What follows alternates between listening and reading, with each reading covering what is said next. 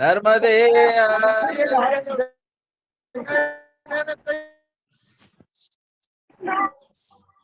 वाह भाई साहब।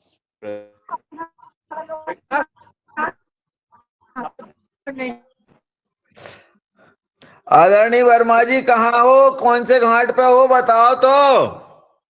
समुद्र में है, नर्मदा तट बीच संगम पर। नर्मदे नर्मदे हर।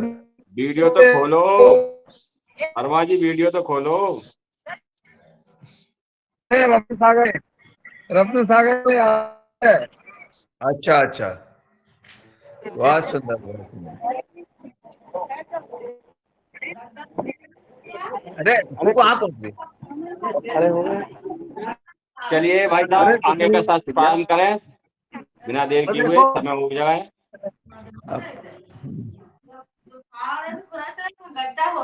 तो कहना ऊपर ऊपर उठा लो।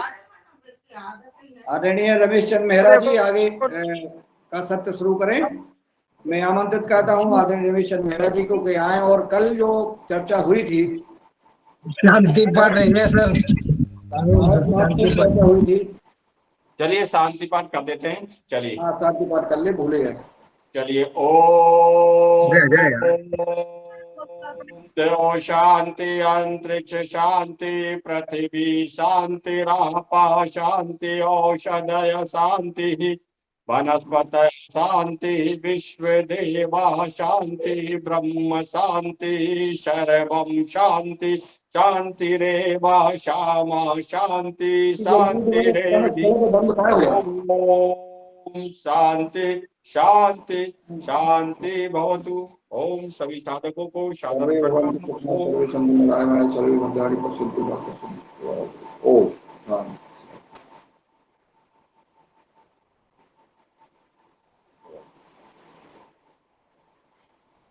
बहुत बहुत साधुवाद, बहुत बहुत धन्यवाद और बहुत बहुत आभार आदरणीय मुकेश मालवीय जी। आपने बहुत सुंदर योग कराया और कराते ही आप तो बहुत अच्छे योगाचार हैं। परम पूज्य स्वामी जी के, परम सिद्ध आचार्य जी के अभियान को निरंतर गति दे रहे हैं। और होशंगाबाद ही नहीं, मध्य प्रदेश ही नहीं, भारत ही नहीं, विदेशों तक आपने इस व्यवहार कार्यक्रम को विस्तार किया है। इसमें आप खूब श्रेष्ठ कार्य कर रहे हैं। खूब प्रगति करें, खूब उन्नति करें। सदा आप स्वस्थ, सपरिवार स्वस्थ रहें, इस समाज को स्वस्थ करें और आप सदा समृद्ध बने रहें और खुशहाल रहें, ऐसी प्रार्थना करते हैं। क्योंकि आप जन कल्याण का कार्य कर रहे हैं और आपने आज बढ़िया योग क्लास ली और हमेशा जो है आप इस योगा कार्यक्रम की जो है रीड हैं। ऐसे मुकेश मालवीय जी को, पुनः पूरे परिवार को से बहुत बहुत साधुवाद, बहुत बहुत धन्यवाद। और मैं आदरणीय रमेश चंद्र मेहरा जी को सादर आमंत्रित करता हूं। कल जो हमारे महत्वपूर्ण चर्चा हुई थी, क्या बदलाव आया है नर्मदापुरम ही नहीं, मध्य प्रदेश में और देश के विभिन्न राज्यों में योगाहार कार्यक्रम के परिणाम दिख रहे हैं। मैं निवेदन करूंगा आदरणीय मेहरा जी से कि अब हम क्या कर सकते हैं जब हमने परिणाम देख लिए हैं कि हमारे ट्राइकोडर्मा के क्या परिणाम है, हमारे जीवामृत के क्या परिणाम है, घन जीवामृत के क्या परिणाम है, वर्मी कंपोस्ट के क्या परिणाम है, अमृत जल के क्या परिणाम है। विभिन्न जो हमने जो प्रोडक्ट तैयार किए हैं या कर रहे हैं उसका परिणाम देख लिया है, फसल भी देख ली है, उसका उत्पादन भी देख लिया है। अब जब ऐसा देख लिया है तो हमको अपने स्तर पर बिना किसी सरकार हमें देखेगी, फिर उस पर अमल करेगी। लेकिन हम योगाहार टीम, अपने परिवार के लोग, किसान क्या कर सकते हैं कि इसका विस्तार किया जाए, इसके लिए हम आज चर्चा करते हैं। तो मैं आमंत्रित करता हूँ रमेश चंद्र मेहरा जी को जो आए, संचालन करें और इस पर संवाद करें। ओम जी ओम। सदन को नमन। और आज पुनः मुझे हम एक विषय दिया गया है कि हमने जो कुछ प्राप्त किया है इस सदन से, उसका और किस तरह से विस्तार हो। तो कल जो चर्चा हुई उस आधार पर आदरणीय बने सिंह जी ने शाम को मेरे से चर्चा की और उन्होंने पूछा कि हमने इतनी बहुत सारे विधियां और बहुत सारे लोगों के विचार सुने हैं। हम किसानों को किस पद्धति पर आगे बढ़ना चाहिए, इस पर जो है मेरे से विचार पूछा कि आपके क्या विचार है। तो मैं उन्हें जवाब दिया कि अभी हम प्रैक्टिकल के तौर पर चल रहे हैं, कौन कहाँ क्या कर रहा है इसकी जानकारी ले रहे हैं। हमने जो यहाँ पर किया वो आप सब लोगों के सामने प्रस्तुत किया। उसके उसके परिणाम भी आदरणीय वर्मा जी ने, मैंने, आदरणीय रघुवंशी जी ने और भी हमारे भाइयों ने प्रस्तुत किए। आदरणीय बावला जाट जी अपना एक अलग प्रयोग कर रहे हैं। हम उन्हें निश्चित रूप से आने वाले समय में उनसे निवेदन करेंगे। उनको भी लगभग 1 साल काम करते हो गया है, तो उनके भी हम अनुभव सुनेंगे। और भी लोग जो जो पुनः उन हमारे जो साथी है उनसे भी हम उनके अनुभव भी सुनेंगे, फिर हम किसी निष्कर्ष पर पहुंच जाएंगे। फिर कल आदरणीय ML गौर साहब से हमारी चर्चा हुई, क्योंकि हम पुनः मूंग की तैयारी के लिए यहाँ पर प्रयास कर रहे हैं और अब ये सोच रहे हैं कि हम अधिक से कम ज़्यादा लोग तो नहीं, पर जो हमारे संपर्क में हैं ऐसे लोगों से हम 1-1 एकड़ में जैविक मूंग का उत्पादन कराने का प्रयास करेंगे, और जो ज़्यादा करेंगे उनका स्वागत है। उसके लिए हम लोग जो है कुछ जैविक दवाइयाँ जो हमारे पास है, सूडोमोनास है, बवेरिया वेशियाना है और राइजोबियम है, इस तरह से माइकोराजा है। तो इस तरह से जो दवाइयाँ जो वायरस पर भी नियंत्रण करती है और रस चूसक पर भी नियंत्रण करती है और तना छेदक पर भी, इस तरह से कुछ दवाइयों का उपयोग करके, ये तो हुआ एक वो, दूसरा हमें नीम ऑयल से भी हम नियंत्रण करेंगे। तो इस तरह से जिसके पास जो सुविधा हो उसको उसके माध्यम से वो कीट का नियंत्रण करें। जैसा कि हमने अभी अमृत जल के संबंध में कल बात की थी, तो अमृत जल भी हम बना सकते हैं और बहुत सरलता से बनता है। उसको भी हम 1-1 एकड़ में, 2-2 एकड़ में उसका स्प्रे भी करेंगे, पानी के साथ भी बहाएंगे। तो इस तरह से अलग अलग क्षेत्रों में जो काम हो रहे हैं उन अनुभवों को एकत्रित करके पुनः हम आदरणीय दिनेश जी सैनवाल से निवेदन करेंगे कि वो पंतनगर में जो रिजल्ट काम हो रहा है उनको भी फिर से एक बार जोड़े, तो वो अपने यहाँ पर अपने प्रस्तुत करें। फिर हमने कल अभी तक ये था कि हम स्वयं के लिए बनाएं, पर हमने कल ML साहब से कहा कि आप स्वयं के लिए तो बनाओगे, परंतु आपके पूरे क्षेत्र में जिन जिन से आपके संपर्क है, आपके स्वयं के रिश्तेदार है जो आपकी बात सुन सकते हैं, ऐसे लोगों को भी बना करके दीजिए। तो उन्होंने जो है उस बात को स्वीकार किया और कहा हम निश्चित रूप से। तो फिर हम जो है इस तरह से कल की हमारी चर्चा दिन में हुई है। मैं अब सदन से मैं निवेदन करता हूं कि जिनके भी अनुभव है सदन में वो अपने अनुभव बताएं। किसी के किसी भी फसल पर हो सकते, किसी के किसी फसल पर हो सकते हैं। तो पूरा मंच में खोलता हूं, आप हैंड रेज करें और हैंड रेज करके जो भी अपनी बात कहना चाहें वो अपनी बात कहें। तो मैं पूरे सदन से निवेदन कर रहा हूं जी, अन्यथा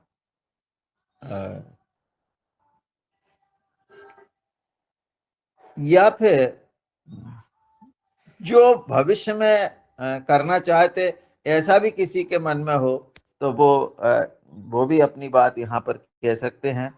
तो कृपा कर हैंड रेज करें तो मुझे जी। सबसे पहले आदरणीय पवन कुमार जी को बुला लिया जाए। जी क्योंकि वो 2-3 दिन से जो उनके उपस्थिति आज है आदरणीय पवन कुमार जी की, तो अभी तक कहाँ रहे। कल जो फोटो देख रहे थे इफार कार्यक्रम में, और वो बड़ी मन भावुक, मन प्रसन्न करने वाली फोटो थी, तस्वीर थी। उनके कार्यक्रम क्या रहे हैं, उनके बारे में अगर जानकारी अपन को अवगत हो जाए तो अच्छा रहेगा। मैं आदरणीय रमेश चंद्र जी से निवेदन करूंगा कि सादर आमंत्रित करें। जी, मैं उन्हें ससम्मान आमंत्रित करता हूं कि वो हमारी जो चर्चा हुई है उस पर भी, और आपने जो पिछले दिनों किया है उसके संबंध में सदन को जानकारी दें। जी ओम, आदरणीय पवन जी कुमार। जी जी, धन्यवाद धन्यवाद रमेश चंद्र मेहरा जी। मैं इसका मंच का स्वागत, और सभी को, मैं आज भी लेट जुड़ पाया हूँ, कल तो नहीं जुड़ पाया था, लेकिन कल की मैंने आपकी चर्चा को सुना, और कल रात, बहुत रात हो गई थी तब मैंने उसको सुना, और मैंने समझने का प्रयास किया कि अभी तक के आपने अनुभव हमारे क्या हो रहे हैं, और किस प्रकार से आगे बढ़े हैं, क्या बाधाएं आ रही हैं, क्या चीजों में हमें खुशी हो रही है, उल्लास हो रहा है, और हमारे मन में आत्मविश्वास भी बढ़ रहा है कि हम अ, जो उत्पाद हैं, जब हम खुद अपना काम करते हैं, जब भी हम खुद अपने हाथों से कोई चीज करते हैं, तो हमें उसका अनुभव भी मिलता है, उसकी जो परेशानियां होती हैं उसको भी देखने का हमें एक मौका मिलता है, और उसी से सीखते हुए अगर हम आगे बढ़ते हैं तो फिर हम अपने पुराना जो हमने कार्य किया है उसको हम देख करके अपना काम को और अच्छा करने का प्रयास कर सकते हैं, और विस्तार करने की बात को फिर आप सोचने लगते हैं, क्योंकि फिर आपका जो बेस है, जो फाउंडेशन है, जो आपने नींव रखी है, वो मजबूत हो गई है, और उसके नींव के हर एक जो है स्थिति को बारे में आप अवगत रहते हैं कि हमने क्या किया। तो इसके लिए आप सबको बधाई है, और जो आप इनिशिएटिव ले रहे हैं आगे इसको फैलाने का, विस्तार करने का, ये भी बहुत अच्छा है, क्योंकि अब जो है, क्योंकि नींव मजबूत है, तो इसका विस्तार करने पर भी आगे आसानी होगी, और इससे बहुत सारे क्षेत्र के बहुत सारे लोग जो है निश्चित रूप से इसको लाभान्वित होके इसको विस्तार का रूप दे पाएंगे। मैंने भी कल मैं एक कार्यक्रम में गया था, मुझे बुलाया था उसमें, तो उस पर मैंने एक पश्चिम बंगाल के एक साथी आए थे, 24 परगना जिले से, और वो भी इसी प्रकार से प्रेशर कुकर का इस्तेमाल करके उन्होंने ये ट्राइकोडर्मा विवेरिया और बाकी सब चीजों को वो कर रहे हैं, और उनके साथ मेरी कुछ देर बातचीत हुई है, और लेकिन ज्यादा समय नहीं मिल पाया क्योंकि मुझे उस कार्यक्रम से भी फिर बाहर जाना था, लेकिन हो सकता है कि मैं आज उनसे पुनः मिलूं। और मैंने उनसे वैसे मंच में जब मुझे बोलने का अवसर मिला था, तो मैंने कहा था कि हम आपके अनुभव, आपके जो यहाँ पर महिलाएं काम कर रही हैं, और सुंदरबन का एरिया बड़ा बहुत ही पिछड़ा एरिया है, बहुत ही रिमोट है, और मतलब नर्मदापुरम के क्षेत्र से करीब 50 साल तो पीछे ही होगा, इतनी तरह से मतलब वहां पर छोटे छोटे, लेकिन वहां की महिलाएं ये सब तकनीकों का इस्तेमाल करके और सफलतापूर्वक करीब 500 लोग मिलकर के इस काम को आगे बढ़ा रहे हैं। तो उस तरह से संख्या में उनका काफी बड़ा उसका वो है, और बहुत अच्छी तरीके से उन्होंने अपने काम को फैलाया है, और धीरे धीरे अब वो तृतीय वर्ष में प्रवेश करके 500 की संख्या में पहुंचे। पहले उन्होंने 24 से शुरुआत की, फिर उन्होंने 100 में पहुंचे, और अब करीब 500 महिलाएं मिल करके ट्राइकोडर्मा, विवेरिया बेसियाना और भी बहुत सारी चीजों को कर रही हैं। तो उनको हम बुलाएंगे मंच पर, और उनके अनुभव का आदान प्रदान करेंगे, उनकी देखते हैं वो कैसे कर रहे हैं, आप कैसे कर रहे हैं, नर्मदापुरम में क्या हो रहा है, बंगाल में क्या कर रहे हैं। दोनों का जब हम तुलना करेंगे तो हम एक दूसरी परिस्थिति को भी जानते हैं और समझने का उसका प्रयास करते हैं। तो ये तो एक बात हुई जो मुझे कल अच्छी लगी, और इसके अलावा मैंने कल जो प्रस्तुतिकरण दिया वो दिया सॉइल हेल्थ केयर एक टूल किट के रूप में निर्मित हुआ है। टूल किट का मतलब यह है कि एक कई सारी इसमें पद्धतियां हैं, कई सारे इसमें तरीके हैं, जो हमने सॉइल टेस्टिंग का काम आपके साथ किट के माध्यम से किया, या हमने जो सांप सीढ़ी का खेल इस्तेमाल किया है। अब उसको और बेहतर बनाते हुए और भी उसकी प्रासंगिकता को कई जगह पर उसको देखते हुए, कई लोगों से फीडबैक लेते हुए, और इस सांस्कृतिक का जो अनुवाद है मांग आधारित है। ऐसा नहीं कि मैंने इसको गूगल में देख के ट्रांसलेट कर दिया। मांग आधारित ट्रांसलेशन करीब 32 भाषाओं में अभी तक के ये पहुंच गया है, और कई देशों में इसका धीरे धीरे अपने स्तर से, क्योंकि हमने तो कोई प्रोग्राम के रूप में कभी चलाया नहीं इसको, हमने कहा जिसकी मांग है, जिसकी जरूरत है, वो उसका इस्तेमाल करे। तो ऐसा करते हुए करीब ये इतनी जगह पर पहुंचा है। और कल मैं बता रहा था कि बंगाल का जो है ये बांग्लादेश में तो विशेष रूप से इनका को उन्होंने काफी विस्तारित करने का प्रयास किया है इस सांप सीढ़ी के खेल को, क्योंकि हमने बंगला में भी अनुवाद कर दिया था, तो उनको फिर आसानी हो गई, और उस तरह से उसको जल्दी उसका अडॉप्ट कर पा रहे हैं। तो ये सब चीजों का पर हम बातचीत कर रहे हैं, और कैसे खेल खेल में, खेल खेल के माध्यम से और खेल खेल के रूप में इसको बच्चों के लिए भी और ज्यादा सुलभ बनाने का प्रयास किया है, क्योंकि इसको एक नाट्य का रूप भी दिया है, एक नाटक का रूप भी दिया है। इसको गाँव के महिलाएं जब हम काम करते हैं तो बच्चे और महिलाएं और स्कूलों में इसको एक नाटक के रूप में प्रस्तुत करें, और नाटक में हमारे अलग अलग किरदार क्या क्या बात कर रहे हैं, उन सबका मैंने एक डिटेलिंग कर दिया है, और उसको एक उसकी एक स्क्रिप्ट बन के तैयार हो गई है। तो जब भी कोई ऐसा स्कूल में कार्यक्रम कोई करना है, तो मैं स्क्रिप्ट उपलब्ध करा दूंगा, अंग्रेजी और हिंदी दोनों में बना दिया। और अंत में उसमें एक सब लोग सामूहिक रूप से एक गीत भी गाएंगे। गीत क्या गाएंगे, वो कविता का, मेरी जो पहली कविता है उसका जो पहला जो भाग है, आओ प्रकृति को नमन करें, उसको मैंने अंत में जोड़ रखा है कि ये सब अनुभवों के बाद कम से कम लोग इसको अगर सामूहिक रूप से गाते हैं, और उसमें महिलाएं भी है, बच्चे भी हैं, किसान भी हैं, सरकार के जो कर्मचारी भी हैं, जो नाटक में दिया गया है, उसको सब मिल करके उसको वंदन करेंगे प्रकृति का, तो ये भावनाएं हमारी और तेजी से मन में बैठेंगी, और उसका शायद विस्तारीकरण करने पर हमें और आसानी। तो ऐसा भी ये कार्य हुआ है। और साथ ही इस सांस्कृतिक के जो प्रत्येक चरण है उसमें जो सुगम करता है, यानी कि जो इसके बारे में बताएगा उसने क्या प्रश्न पूछना है। अभी तो हमने एक ही लाइन लिखी हुई है, लेकिन एक छोटी सी पुस्तिका के रूप में प्रश्न से पूछे जाएं, लोग जो खेलते हैं उनसे प्रश्नावली की जाए, तो उनको और अच्छी तरह से समझ में आएगा। और साथ ही जब किसानों के साथ इस चीज को खेला जाएगा, तो उसमें हम ये देखना है कि किसान ने क्या करना है। तो उसमें हमने लिखा हुआ है कि किसान को अब ये सब इस चरण में पहुंचने के बाद, या इस स्थान पर पहुंचने के बाद उसको करना क्या है। तो वो उसका एक डिजायरेबल एक्शन क्या है, उसको आप अपने खेत में क्या करना है। तो वो भी चीजें हमने उसमें डालने का प्रयास किया है, और ये पुस्तिका का एक पार्ट होगा। और पुस्तिका के साथ करते हुए जब इस खेल को खेलेंगे, तो खाली गोटी ही सरकारी नहीं है, उसमें हर एक स्टेप पर चर्चा होनी है।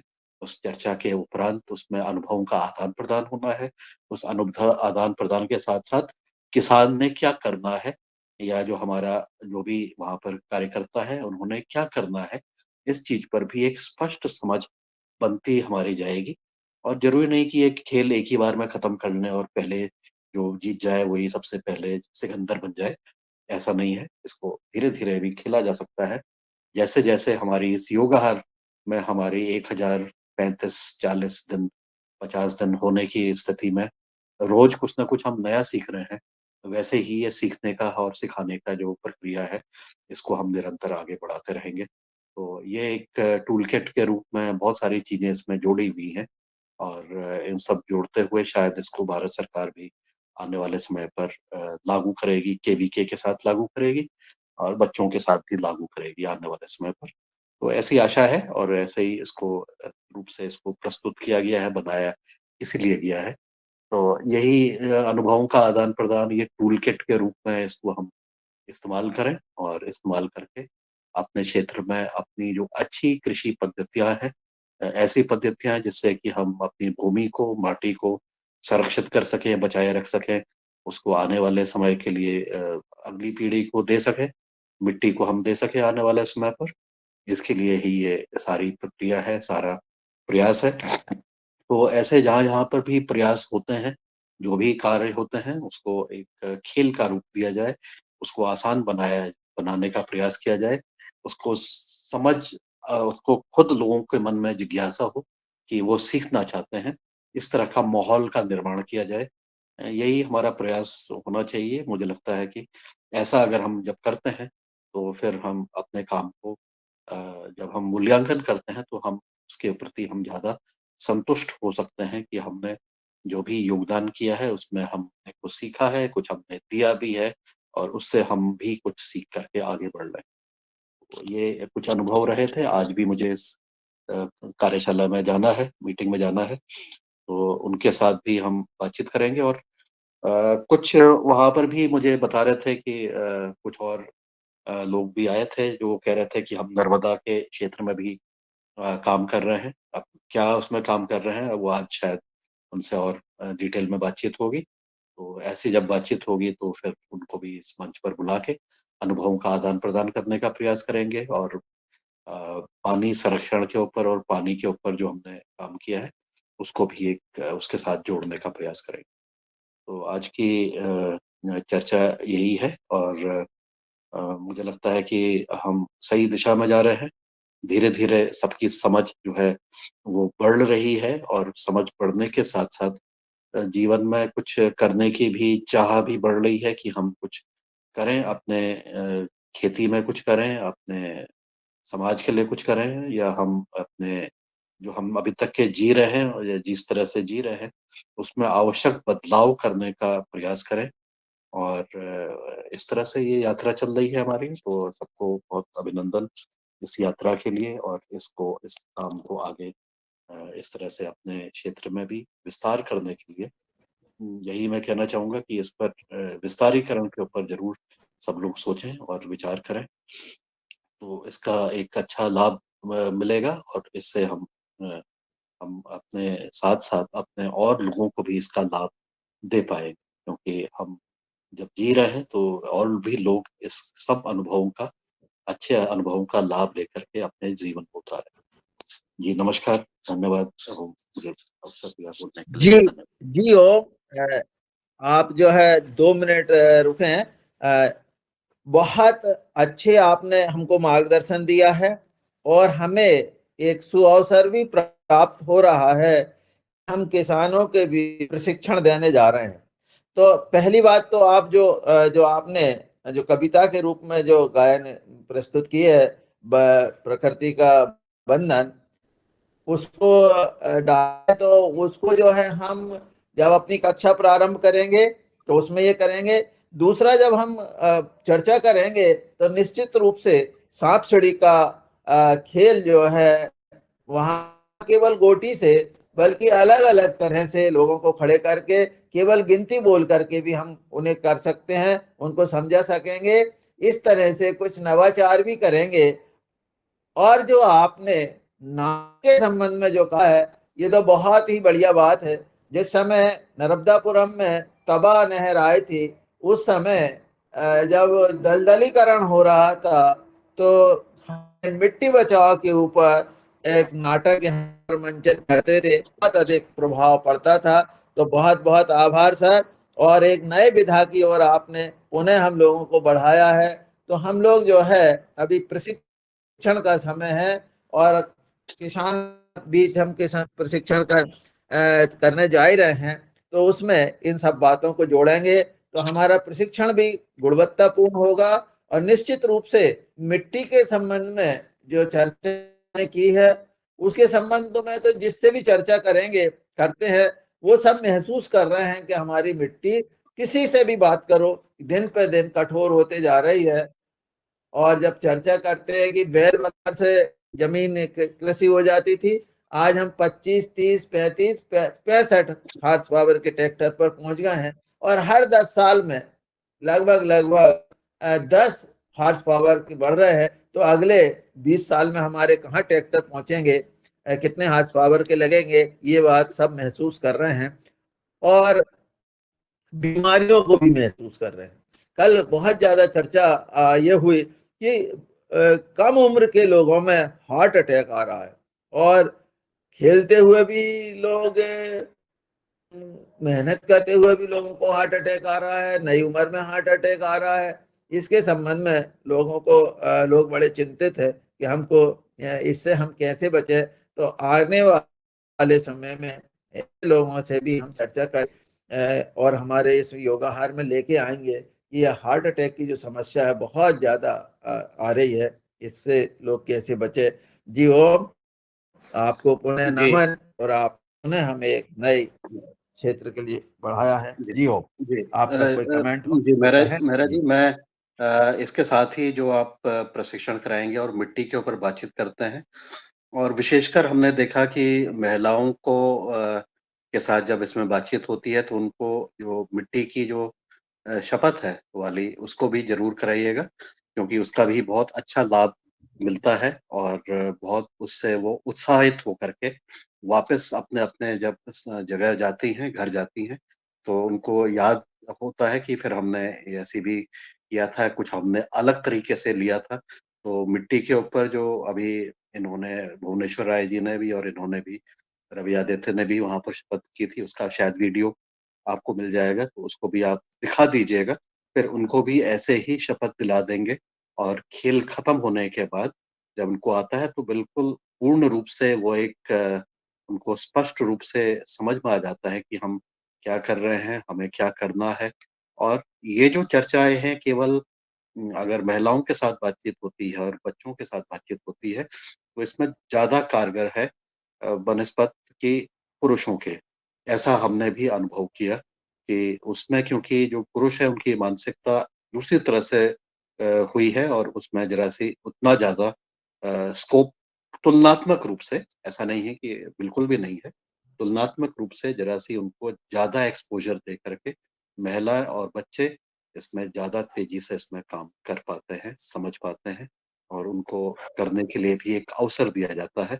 तो ये जो तरीके हैं ये लोगों के साथ मिल कर के काम करने के लिए उनको इन्वॉल्व करते हुए और ये सब तरीकों के ऊपर बातचीत करते हैं। अच्छा मैं एक चीज़ और बताना भूल गया था, वो जो टूल किट हमने बनाया है उसमें सारे जो तरीके हैं मिट्टी को परीक्षण करने के, एक तो हमारा केमिकल तरीका है जो हम 5 न्यूट्रिएंट की बात कर रहे हैं, लेकिन इसके अलावा एक फिज़िकल तरीका है और बायोलॉजिकल तरीका है। तो इनका भी बड़े सरल-सरल तरीके हैं, उसको भी हमने कंपाइल कर लिया है, जितनी भी अभी तक के रिसर्च हुई है या जितना भी किया है, उसमें से सबसे सरल तरीके जो किसान स्वयं कर सकता है, कोई अनपढ़ किसान भी उसको कर सकता है।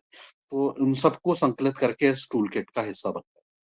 तो ये केवल ऑब्जर्वेशन की बात है और केवल देखना है कि क्या हो रहा है। जैसा आपने अभी हम ट्राइकोडर्मा के ऊपर आप बता रहे थे कि हम वहाँ पर उसकी जो है ना उसकी माइसीलियम ज़मीन में फैल जाती है। तो ये ऑब्जर्वेशन है, ये इसके लिए कोई बहुत ज़्यादा हमें कोई इंस्ट्रूमेंट की ज़रूरत नहीं है, मशीन की ज़रूरत नहीं है। तो ऐसी चीज़ों को ऑब्जर्वेशन का हिस्सा बनाते हुए ये भी हम इसको किया है और साथ ही एक और चीज़ मैंने इसमें रखी है वो ये है कि अगर हम किसी के खेत में जाते हैं, अगर हम किसी के किसान के खेत में जाते हैं, तो वहाँ पर अगर वो प्राकृतिक जैविक खेती कर रहा है, तो उसके खेत में हमें क्या-क्या चीज़ मिलनी चाहिए? क्या-क्या चीज़ दिखने चाहिए? अगर हम खेत में चले और उसके घर में वहाँ पर गाँव में गए और पैदल चले हम बिना किसी के मदद के, तो हमें क्या-क्या चीज़ दिखनी चाहिए? उसकी एक चेकलिस्ट बना रखी है। वो चेकलिस्ट देख कर के कोई भी अपना मूल्यांकन स्वयं कर सकता है। उद्देश्य ये नहीं है कि कोई बाहर से आके मूल्यांकन करे, उद्देश्य ये है कि किसान अपने स्वयं का भी मूल्यांकन करे। बाहर से कोई आ रहा है तो वो भी अपना देख ले भई, साथ मिल कर के देख सकते हैं भैया ये चीज़ आपके यहाँ हो रही है, हाँ या ना। बड़ा सिंपल सा तरीका, उसमें उस तरह से इसको कंपाइल किया। तो ऐसा करके जब आपके पास ये सरल चीज़ें आपको मिल जाती हैं और किसान को एक मिल जाती है, वो अपने खेत की मिट्टी को भी और खेत के पर्यावरण को भी भैया वहाँ पर अर्थवॉर्म केंचुआ हमें दिख रहा है कि नहीं दिख रहा है? हमें वहाँ पर वास्प दिख रहे हैं, नहीं दिख रहे हैं, जो कि बाकी कीटों को खाते हैं। इस तरह की बहुत सारी 10-15 चीज़ों को कंपाइल करके कई लोगों से अनुभव को लेते हुए वो कंपाइल करने का प्रयास किया है। तो ऐसा मैं अभी ये आने वाले समय पर ये टूल किट को मैं उपलब्ध करा दूँगा और उसका उपयोग करके हमारे जितने भी किसान हैं, कृषक हैं और लोग भी हैं, और कुछ एक मैं वेबिनार अभी और करने वाला हूँ, तो उसमें भी हम लोगों को बता करके उनको सबको ये सरल टूल उपलब्ध करा देंगे, जिससे वो स्वयं अपना आकलन स्वयं कर सके, और इस तरह से एंगेज हो करके, क्योंकि परिवर्तन तभी होता है जब आप स्वयं अपने बारे में जान सकते हैं और जानने का प्रयास करते हैं कि अच्छा मेरी स्थिति अब ये है। क्योंकि बाहर से किसी ने आके बता दिया कि आपका स्थिति ये है, वो लेकिन अंदर की बात तो आपको मालूम है। अंदर की बात आपके निकलने का सरल तरीका इस टूल किट के माध्यम से बनाने का प्रयास किया था। तो इसको आप विस्तार करेंगे और बताएंगे और समझाने का भी प्रयास करेंगे। जी धन्यवाद। जी ओम सर, आपने और एक और अच्छे दिशा दी, और जैसा कि आपने कहा है, तो मैंने भी प्रशिक्षण में ये महसूस किया है कि पुरुष वर्ग ना तो ज़्यादा समय देते हैं और ना ध्यान देते हैं। तो मैंने तो अपना जो प्रशिक्षण का दल बनाया है वो बच्चियों और महिलाओं को रखा है, और 45 रजिस्टर्ड हो गई हैं बच्चियां और महिलाएं। तो मैं तो उन्हीं को प्रशिक्षण दूंगा। तो ये मेरे साथी सारे मेरे पे हंस रहे हैं, तो इनको इनका बड़ा स्वागत है कि ये लोग हंसते रहें पर अपन अपने काम करते रहें। तो ये जो है जी अब मैं जी जी और जी आगे जी के महाराज जी, लिए मैं कहना चाहूंगा कि आपकी जो टोली बन गई है जी 45 की, इनके साथ आप नाटक का जी रूपांतरण भी आप इनके साथ करिएगा। नाटक के बारे में इनको बताइएगा, इनको बड़ा जरूर मजा जरूर आएगा। जरूर तो मैं उसकी स्क्रिप्ट आपको जी भेज जी दूंगा जी आपके इसमें, और आप उसका जरूर। करिएगा फिर। हम और तो सर फिर उसके आनंद से करेंगे, और उनको भ्रमण पर भी ले जाएंगे, खेत पर भी, कि देख लो जो हमारे ट्राइकोडर्मा जो वृक्षों पे चढ़ रहे हैं और दूसरी दूसरी जगह चढ़ रहा है, तो वो कम से कम आंख से देखें। तो जो स्वयं देख करके जब वो समझेंगे तो निश्चित रूप से कुछ ना कुछ फायदा होगा। ऐसा हम बिल्कुल प्रयास करेंगे जी। बिल्कुल बिल्कुल। जी और मैं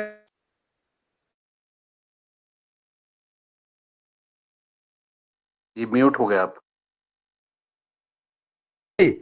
बीज के संबंध में जो चर्चा है उसको भी आगे बढ़ाना है, क्योंकि बीज जो है बहुत महत्वपूर्ण चीज है, और उसके संबंध में भी जानकारी अपने नहीं जुटानी है। जी ओम। और अब हैंड रेज हो रहे हैं, तो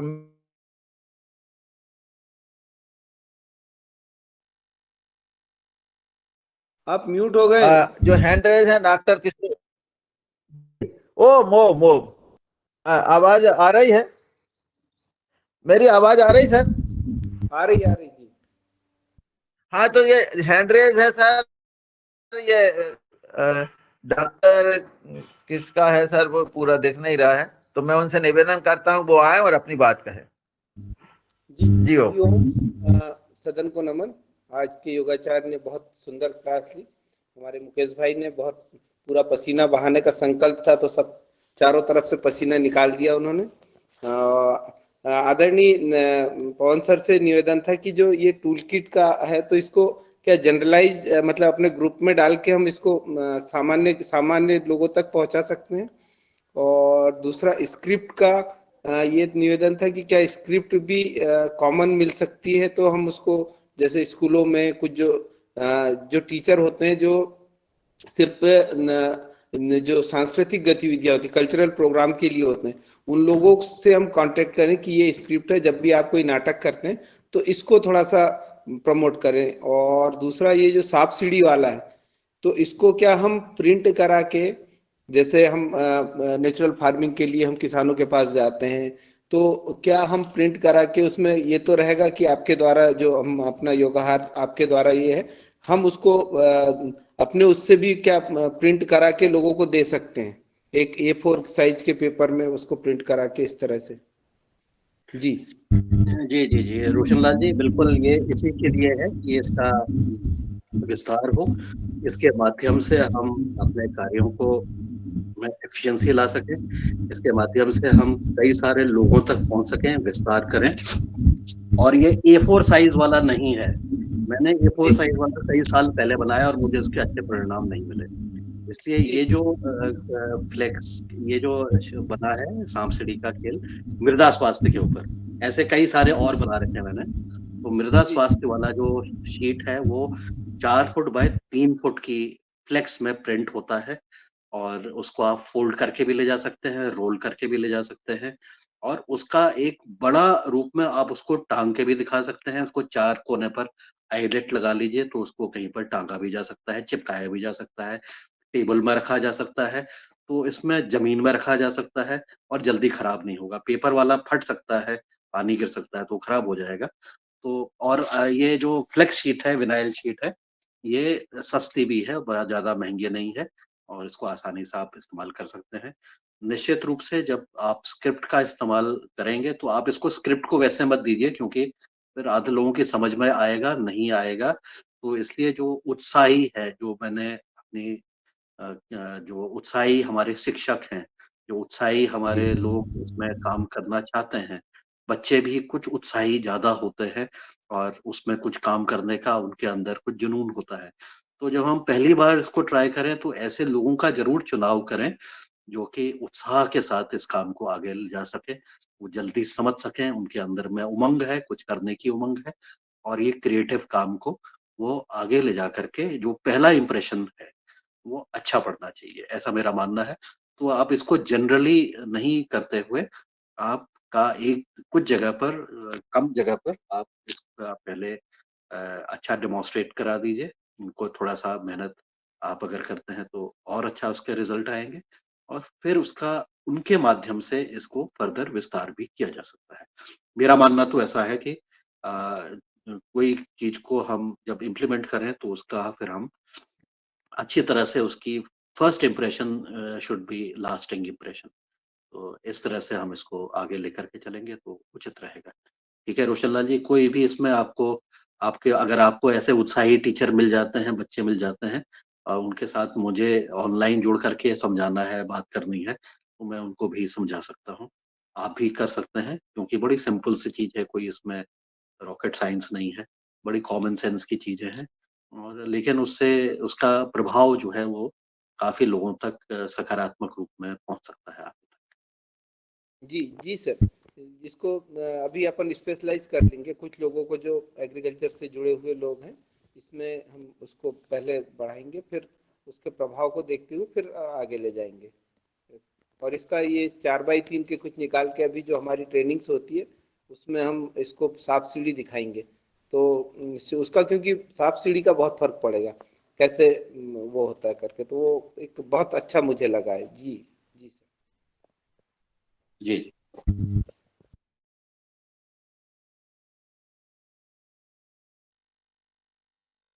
सर बहुत बहुत धन्यवाद। डॉक्टर राउत जी ने जो है बहुत चर्चा को और गंभीरता से आगे बढ़ाया और उसके प्रचार प्रसार जो हमसे वादा किया है वो बहुत ही अच्छा है और निश्चित रूप से किसानों के बीच ये बात पहुंचेगी तो उनको लाभ होगा। अब मैं आदरणीय शरद भैया से निवेदन करूंगा कि वो उपस्थित हों तो अपनी बात कहें कि हम भविष्य में अब क्या कर सकते हैं। जी ओम प्रणाम, सदन को कोटि कोटि प्रणाम। आज जो पवन सर ने नया विषय और मिट्टी के ऊपर जो किट के विषय में बताया है वो खेती के लिए बहुत उपयोगी है। मेरी सबसे पहले ये है कि मिट्टी परीक्षण से ही शुरुआत होनी चाहिए कि कैसे अपन लोग इसमें मिट्टी परीक्षण में जल्दी से जल्दी रिजल्ट पा सके। कैसे अपने को पता हो कि हमारे में क्या न्यूट्रिशन की कमी है, कहाँ हमारी जा रही है, क्या कार्बन है हमारे।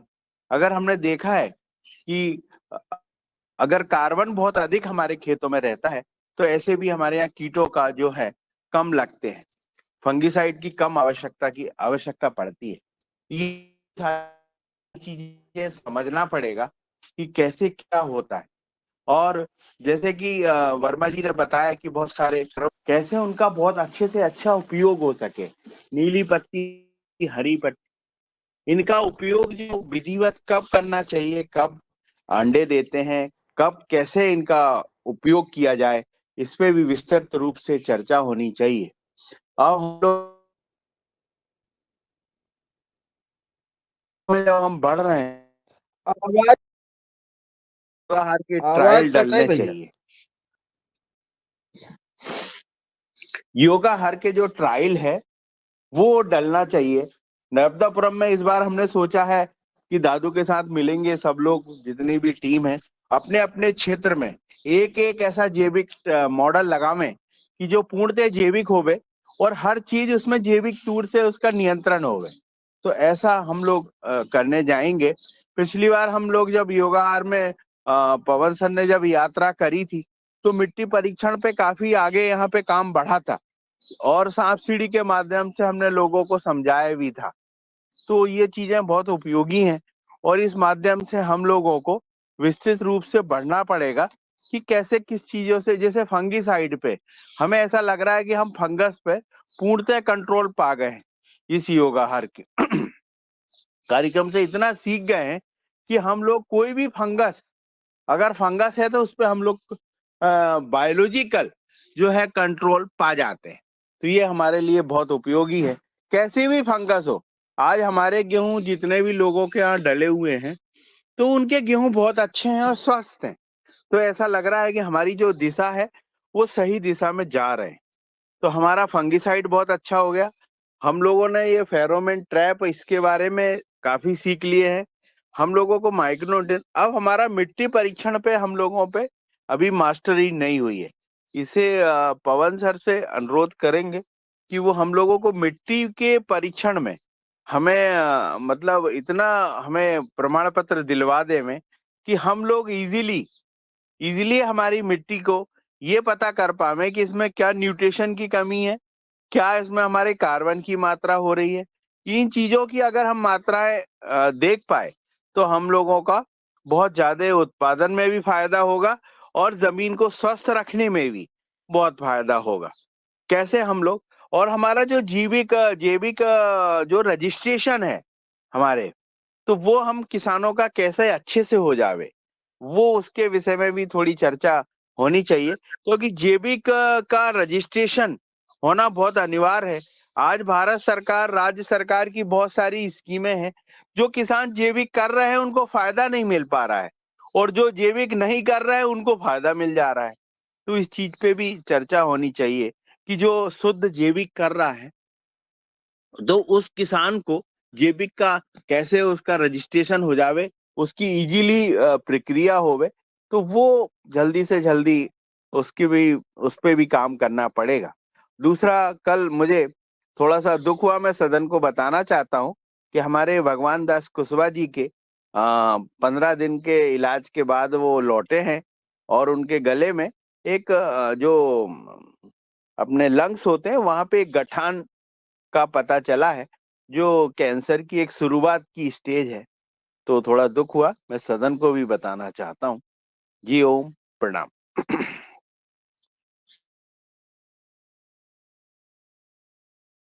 जी भैया, बहुत अच्छा आपने इसी के संबंध में जो है जानकारी दी, तो बहुत बढ़िया है। पर एक जो दुखद समाचार दिया है, हमारे वैद्यराज जी को इस तरह से जो परेशानी आई है, आज हम किसी को भी नहीं कह सकते कि कौन स्वस्थ है कौन अस्वस्थ है। ये तो निश्चित रूप से ये सब कुछ करते हुए भी ये सारी परिस्थितियां आ रही है। हम ईश्वर से प्रार्थना करेंगे कि वो स्वस्थ हों, और उनसे, वो तो हमसे ज़्यादा जानते ही हैं, पर ज़्यादा से ज़्यादा वो कपालभाति का समय बढ़ाएं। निश्चित रूप से मैं अपने अनुभव से कह सकता हूँ कि मेरी गांठ गल सकती है तो गांठ भी गल जाएगी, बस वो समय बढ़ा दें, ज़्यादा से ज़्यादा समय करें। और चूंकि वो इलाज करा के लौटे ही हैं तो उनको तो ये सब बातें बताई होगी। तो हम ईश्वर से प्रार्थना करेंगे, हमारा सदन प्रार्थना करता है कि वो जल्दी स्वस्थ हो और हमारे बीच उपस्थित हो। मैं अब सदन से निवेदन कर रहा हूँ कि अपने हैंड रेज करें, तो मुझे आप लोगों को बुलाने में बहुत अच्छा लगेगा और पता भी लगेगा कि लोग जो है रुचि ले रहे हैं या नहीं ले रहे। जब हैंड रेज होता है, जब 2-4 हैंड रेज होते तो लगता है पूरा सदन रुचि ले रहा है, और जब नहीं होता है तो ऐसा लगता है कि हम ही कुछ बोल रहे हैं। तो शायद हमें ही अपने आप को क्या कहें, उसे कुछ कहना नहीं चाहिए, डॉक्टर पर किशोर सर ने किया अच्छा है लगेगा। दादू, दादू डॉक्टर जी किशोर जी, सर ने तो किया है। मैं ओम ओम ओम आदरणीय डॉक्टर साहब को, जी, ओम डॉक्टर रमेश भाई साहब को बोल रहा हूँ कि वो आए और अपनी बात कहे। जी हो, जी हो। ओम सेवा हाथ के लिए। हेलो।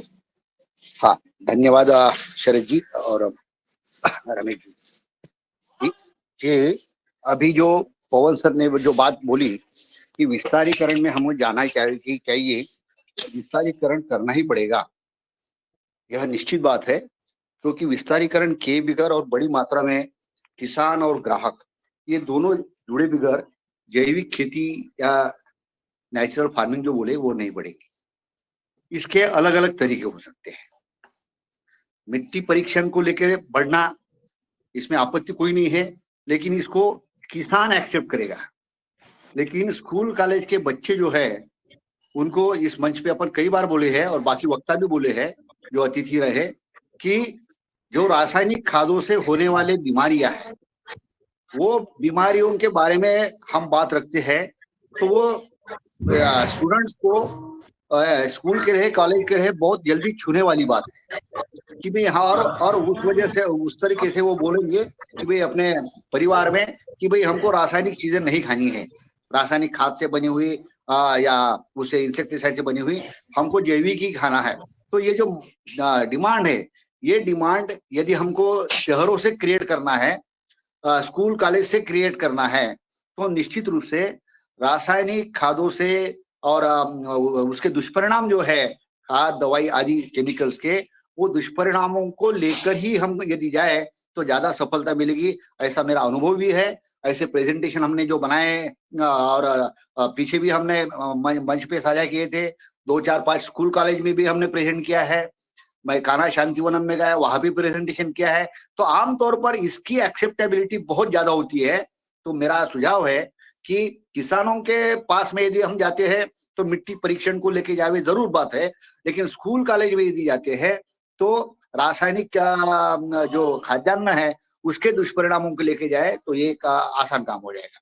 दूसरी बात, सांप सीढ़ी का खेल जो है वो सांप सीढ़ी का खेल जो जो मिट्टी परीक्षण के बारे में है, वैसा ही एखादा अगर हम ये रासायनिक जो दुष्परिणाम है इसके बारे में हम यदि विकसित कर सके तो निश्चित रूप से उसका एक फायदा होगा।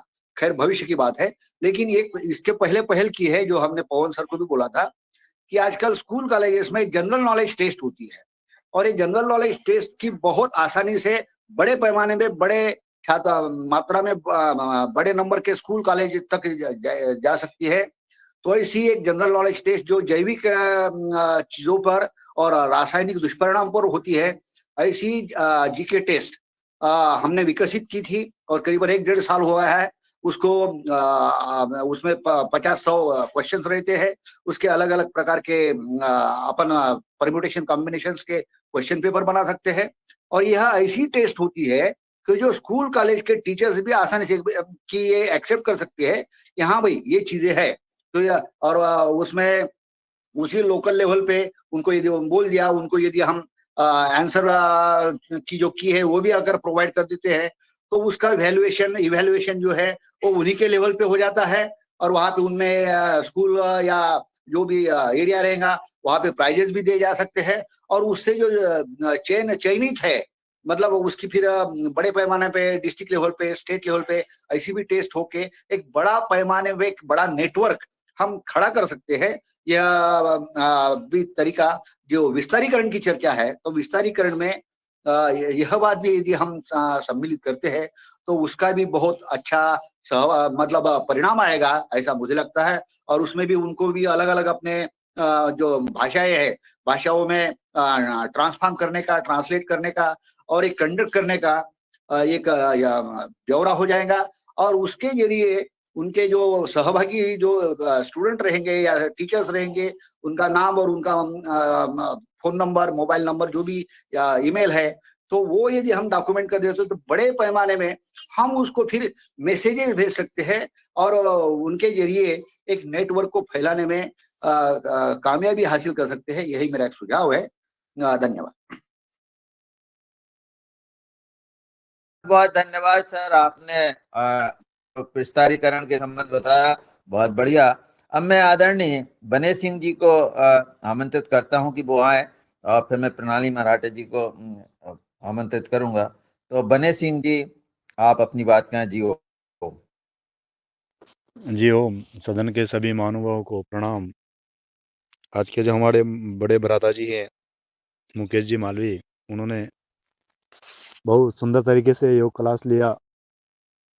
मेरा तो उनसे एक निवेदन है कि योग के बारे में भी वो पेटेंट करे कि कौन कौन आसनों से क्या क्या बीमारियां और क्या क्या लाभ हो सकता है, क्योंकि पुराने योगी जो होते हैं उनको पूरा अनुभव होता है।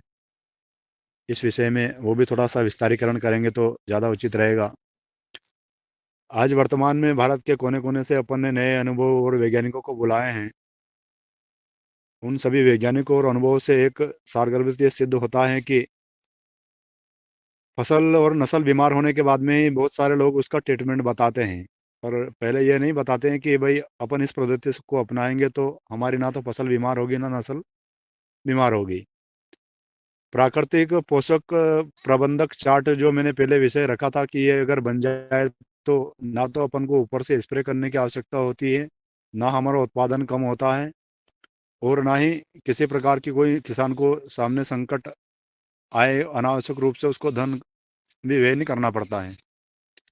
ऐसे छोटे छोटे विषयों पर, जैसे एक तो प्राकृतिक ज्ञान होता है, प्रकृति विज्ञान होता है, और एक ज्ञान होता है अपना खुद का। जिस चीज़ की आवश्यकता भी नहीं हमें उसको जबरजने थोपते जा रहे हैं हम। जैसे कि प्रकृति में पेड़ पौधे होते हैं, कितने भी प्रकार के पेड़ पौधे हैं, बागवानी फसल है, वो 9 इंच से नीचे का पोषक तत्व ग्रहण करते ही नहीं है, परंतु हम उसको जबरजने उसको थोप रहे हैं। और सदन में अगर किसी को इस बात की शंका है तो वो अपने खेत पर बागवानी फसल से लेकर के किसी भी पेड़ पौधे के वहाँ खुदाई करके देख लें, 9 इंच से नीचे उसका भोजन ग्रहण करने वाले जो रूट ट्रीटमेंट होते हैं वो अंदर नहीं पाए जाएंगे। 9 इंच से ऊपर ऊपर का ही वो भोजन ग्रहण करते हैं। ऐसा हमारी सभी खेतियों में और सभी फसलों में, एक जो वर्तमान में आज के वर्तमान में ऐसा प्रचलन चल रहा है कि बस 2 ही फसल या 3 फसल लेते हैं पूरे साल भर में किसान। तो जब तक एक फसल लेने के बाद में दूसरी फसल का जो बुआई का टाइम है वो 36 महीने के बाद है, परंतु हम हर सीजन में 2 ही फसल लेते जा रहे हैं। हर साल मूंग बोते हैं तो मूंग ही मूंग लगाते हैं, या सोयाबीन ही सोयाबीन लगाते हैं हर साल, या फिर गेहूं गेहूं लगाते हैं। जब तक प्राकृतिक प्रबंधन पोषक चार्ट का जब तक हम निर्माण नहीं करेंगे, जब तक उस विषय को नहीं समझेंगे, जब तक अपना अपना ज्ञान फैलते रहेंगे और हमें सफलता नहीं मिलेंगी। किसी ने फसल लगाई, उसके ऊपर इल्ली का प्रकोप हो गया है, वो फिर कह रहेगा फेरोमोन ट्रैप लगाओ, लाइट ट्रैप लगाओ, इसके बाद में कोई नीम ऑयल का स्प्रे करो। इन चीज़ों की आवश्यकता ही नहीं पड़ेगी जब हम इसको प्राकृतिक चार्ट को हम समझ लेंगे तो। जी ओम। बहुत बहुत धन्यवाद सर, आपने एक और नए विषय की तरफ हम लोगों को बढ़ाने का प्रयास किया है। मैं आदरणीय प्रणाली मराठी जी को आमंत्रित करता हूं कि वो आए और अपनी बात कहें। जी ओम। ओम। सदन को सादर प्रणाम, नमन वंदन। आज की योगशाला मुकेश भैया ने बहुत ही सुंदर ली। आज आदरणीय पवन कुमार जी ने जो हमें मार्गदर्शन दिया है, प्रकृति गीत और नाटिका, वो मेरे स्कूल में मैं बच्चों के साथ मूर्त रूप देने की इच्छा है मुझे, इसलिए मैंने हैंड रेज किया था। ओम प्रणाम। बहुत अच्छा, आपने जो कहा है कि हम उसको मूर्त रूप देंगे, निश्चित रूप से हमें आगे मूर्त रूप ही देना है जो भी हम कर रहे हैं या जो हम समझ रहे हैं। आदरणीय, अब किसी का हैंड रेस नहीं है तो आदरणीय भ्राता जी, मेरा एक निवेदन है, आपके क्षेत्र में भी आप मूंग लगाने वाले हैं तो मूंग उस जमीन में लगाएं जहां आपने उसमें 36 महीने पहले कोई फसल नहीं लगाई, मूंग नहीं लगाया हो। ऐसा भैया यहाँ पर क्या है, नर्मदापुरम का पूरा जिला, आप तो 36 महीने की बात कर रहे हैं, जब जमीन को समय ही नहीं मिल रहा है और ये 3 फसल लगातार लगातार बोई जा रही है और कोई भी किसान मानने को तैयार नहीं है। अपन निश्चित रूप से कुछ जगह पर ये 1 आध एकड़ में ऐसा करने का प्रयास करेंगे, और 36 महीने तो बहुत मुश्किल हो रहा है, क्योंकि 3 साल का समय जो है वो बहुत कठिन है कि इतना हो, क्योंकि फसल जमीन भी लोगों के पास कम कम है और अधिक से अधिक उत्पादन लेने के चक्कर में लोग अपनी जमीन को बिल्कुल भी खाली नहीं छोड़ रहा है। ये नर्मदापुरम की स्थिति है सर।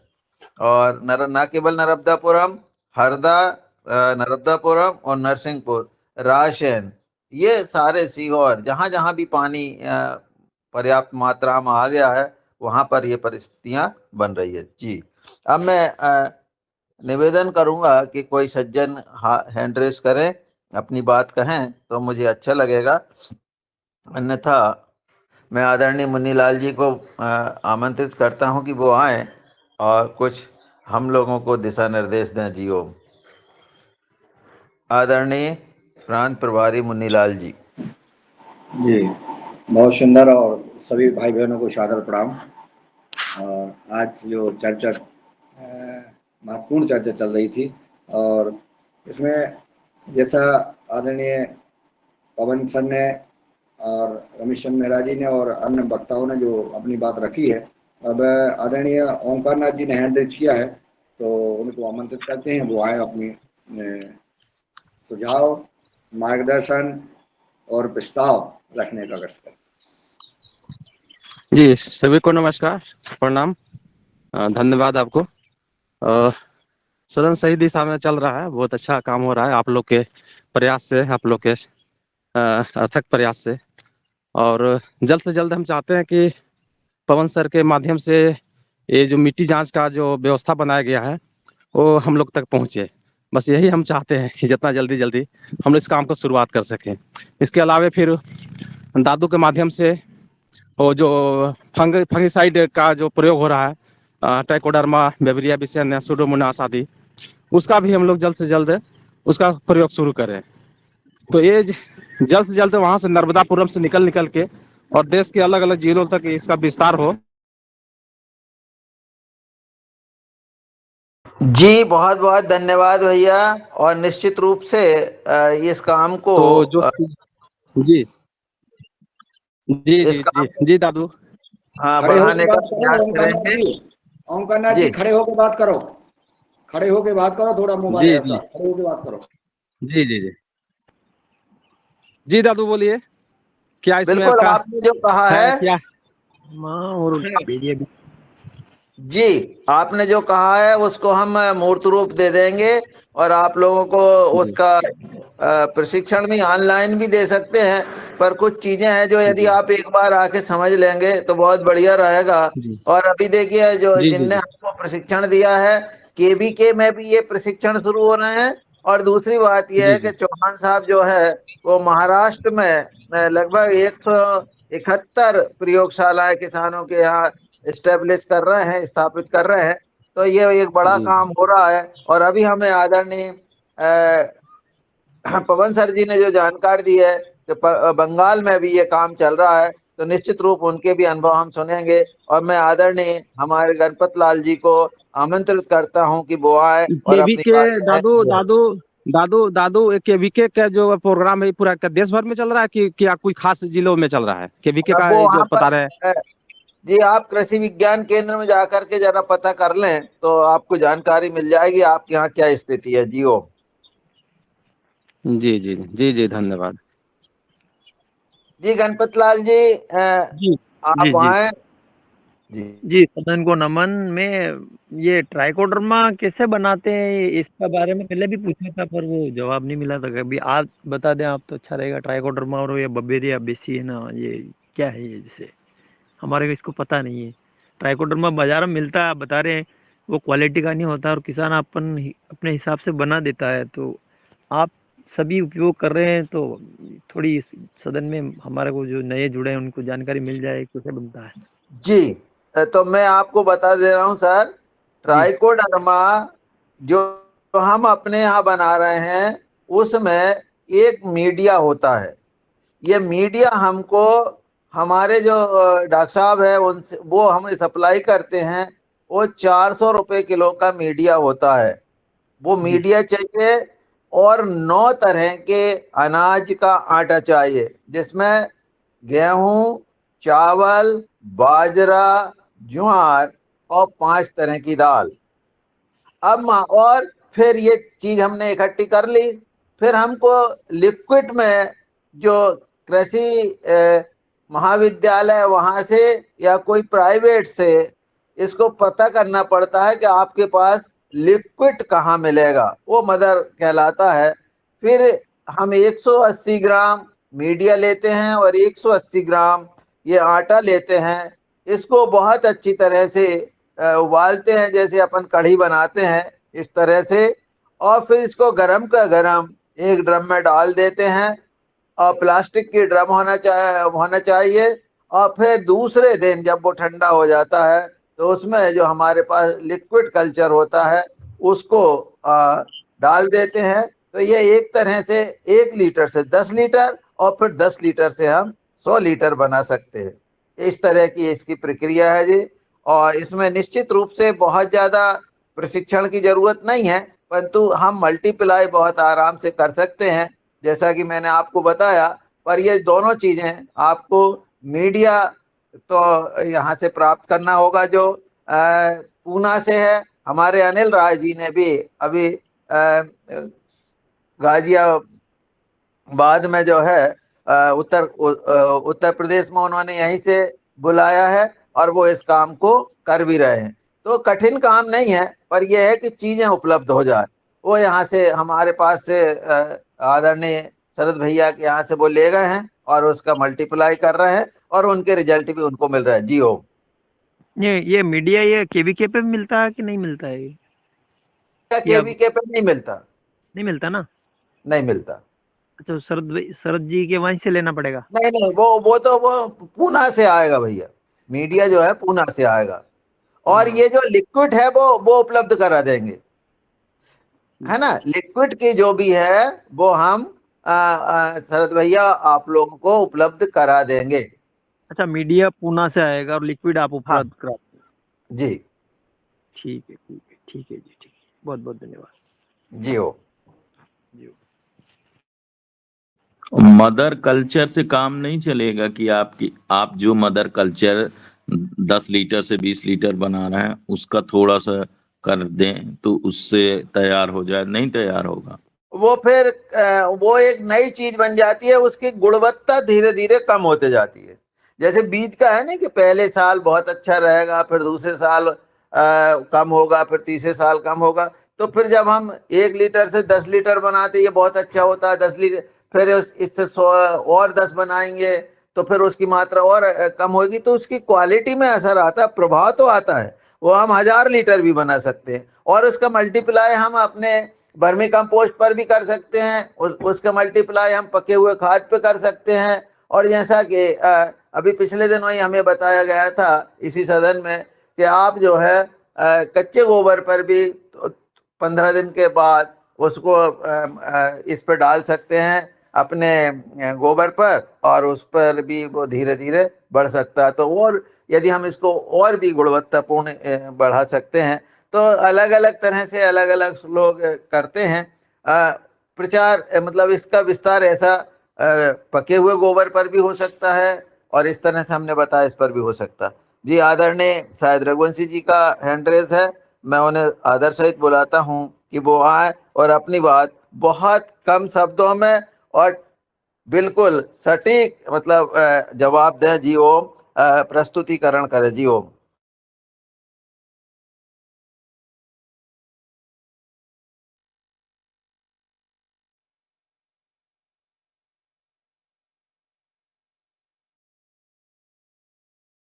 म्यूट है अभी, रघुवंशी जी अनम्यूट कर लें। रघुवंशी जी आवाज नहीं आ रही भैया। जी ओम। अभी म्यूट है, वो अनम्यूट है ही नहीं। वो शायद मेरे जैसे हो गए हैं कि क्या हो रहा भगवान जाने, कि शुरू करके और कहीं चले गए। नेटवर्क प्रॉब्लम आ रही होगी। हाँ।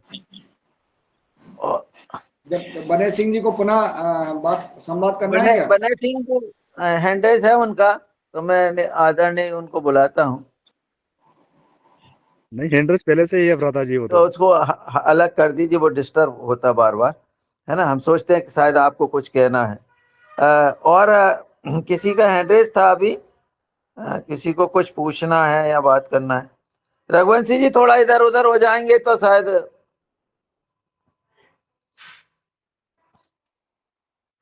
तो चलिए मैं देखता हूँ आदरणीय अगर आदरणीय भगवान दास कुशवाहा जी अगर कुछ थोड़ा सा वो कर सकते हैं, क्या स्थिति है थोड़ा सा अगर बता सकते हैं तो, या उनका वो विपिन की माँ मम्मी हो तो उनसे बात करवा सकते हैं तो करने का कष्ट करें। जी आदरणीय सदन को मेरा ओम प्रणाम वंदन। बहुत बढ़िया कार्यक्रम चल रहा है आदान प्रदान का, ट्राइकोडर्मा कैसे बनाना। हमारे आदरणीय आप अपने बारे में बताएं, अब ये तो चल रहा है, थोड़ा सा आप अगर वीडियो भी खुल जाए और थोड़ा सा आपके बारे में जानकारी चाहते हैं, हम लोग जनता है वो। जी हमको क्या है, डॉक्टरों ने लंग्स कैंसर घोषित कर दिया, तो उसी में गए थे हरिद्वार, रहे 17 दिन। इधर की रिपोर्टें पहले भेजी हरिद्वार, तो उनने अनुमति दे दी कि आ जाओ। इधर के डॉक्टर कीमो लगाने के चक्कर में थे, तो हमें लगवाना नहीं थी, तो हरिद्वार हमने रिपोर्टें भेजी तो उन्होंने अनुमति दे दी कि आ जाओ। तो उधर 17 दिन रह के आए हैं, अभी 2-3 दिन हुए और काफी राहत है, अच्छा महसूस कर रहे। और अब फिर से इधर जांच कराएंगे तो अब क्या स्थिति है वो पता चलेगी, और धीरे धीरे हम सुधार की ओर अग्रसर हैं और सुधार होगा, ऐसा मन में संकल्प है और ठीक भी होंगे। और आप सब लोगों का आशीर्वाद हमारे साथ है, ऐसा मेरा। जी बहुत बढ़िया सर, बहुत सुंदर। और आपने जो अच्छी खबर दी कि सुधार है, हमारे सदन में ही मिथिलेश बहन जी भी जो है उनको भी इसी तरह से एक परेशानी थी, उनको भी कैंसर था, और वो भी अपने दृढ़ संकल्प से और परम पूज्य गुरुदेव के सानिध्य में रह करके वो भी ठीक हुई है। उन्होंने मेडिकल भी लिया और ये भी किया। तो आप भी दोनों प्रति को चालू रखें और निश्चित रूप से ईश्वर आपको बहुत जल्दी ठीक करेंगे, ऐसी हम सब लोग प्रार्थना कर रहे हैं। जी मैं आदरणीय शायद रघुवंशी जी यदि आ गए हैं तो रघुवंशी जी आप अनम्यूट करके अपनी बात कह सकते हैं। जी ओम, सदन को प्रणाम। और आज जो चर्चा हुई वो उसकी दिशा ही अलग थी कुछ, और इस बीच में बस सिर्फ मैं एक चीज जोड़ना चाहता था कि अभी इस पे हमने बहुत सारी बातें की, भूमि सुधार पे, जमीन सुधारने के लिए कल्चर डेवलप करके, और हम पेस्ट मैनेजमेंट कर लें, अच्छा उत्पादन कर लें, ये सब सारी चीजें ठीक हैं। लेकिन अभी जो दूसरा संकट हमें दिखाई दे रहा है उस विषय में भी हमें बात जरूर करना चाहिए कि अभी जो नर्मदापुरम, हरदा जिले और जिसकी बात अभी दादू ने बताई कि इन 3 जिलों में क्या स्थिति है और हम किस ओर जा रहे हैं, उसमें सबसे बड़ी बात यह है कि जो इस सदन में इसके ऊपर चर्चा कई बार पहले भी हुई, लेकिन उसको ना युद्ध स्तर पे करना पड़ेगा हम लोगों को, जब भी वो चीजें हो पाएंगी। आज ये हमारा यहाँ जो जो भूमिगत जल है जिसका हम दोहन कर रहे हैं, आज जैसे 3 क्रॉप का आपने बताया कि 3 फसल यहाँ पे जायद में मूंग ले रहे हैं गर्मी में, और बाकी टाइम में बारिश में धान, और फिर इस टाइम पे गेहूं। तो जो रबी और खरीफ की फसल के साथ साथ में जो जायद तीसरी फसल ले रहे हैं उसमें सबसे ज्यादा जल का दोहन हो रहा है। आज स्थिति ये हो गई है हमारी कि जो 10,000 साल में जो नीचे का पानी जल का इकट्ठा हुआ है उसको हम बिल्कुल इस तरीके से बहा रहे हैं, जिसमें एक कहावत है ना कि वो अगर पति तेली हो तो तेल में नहीं नहाया जाता, तो इस तरीके से दोहन हो रहा है कि आज हमने कल हमारे ट्यूबवेल टेस्ट कराया तो उसमें स्थिति ये निकली कि जो पानी 90 फीट पे था वो 350 फीट नीचे चला गया है 2 साल में। यहाँ ये पर्टिकुलरली इस क्षेत्र में ये हुआ। फिर क्या किया, एक और छेद कर लिया जमीन में, एक और ट्यूबवेल, चलो यहाँ पानी नहीं है, एक काम करें और आगे चलते हैं, वो उस कोने में करवा लेते हैं।